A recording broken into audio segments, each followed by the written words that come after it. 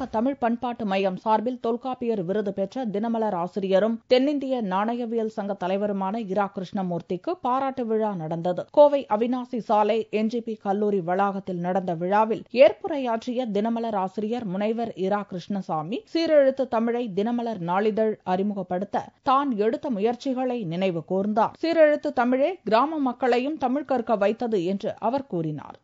போன நூற்றாண்டு முற்பகுதியிலேயே பெரியார் அவர்கள் தன் விடுதலை நாளேட்டில் எழுத்துச் சீரெழுத்து புகுத்தினார். அதை பார்க்கும் பொழுது எனக்கு மனசு ஒரு சந்தோஷம் ஏற்பட்டு கொண்டே இருக்கும். இதுபோல் தமிழ் மொழிக்கு செய்தால் என்ன என்ற எண்ணத்தில் 1977ஆம் ஆண்டு தினமலர் திருச்சி பதிப்பில் ஒரு பத்தி சீரெழுத்து எழுத்துக்களை பயன்படுத்தி அடுத்த ஒரு வாரத்தில் 2 பத்தி பயன்படுத்தி நாளிதழில் சீரெழுத்து அறிமுகம் செய்யும் நோக்கத்தை தொடர்ந்தே பழங்கால நாணய ஆய்வில் தனக்கு ஆர்வம் ஏற்பட்டதையும் இரா. கிருஷ்ணமூர்த்தி நினைவு கூர்ந்தார்.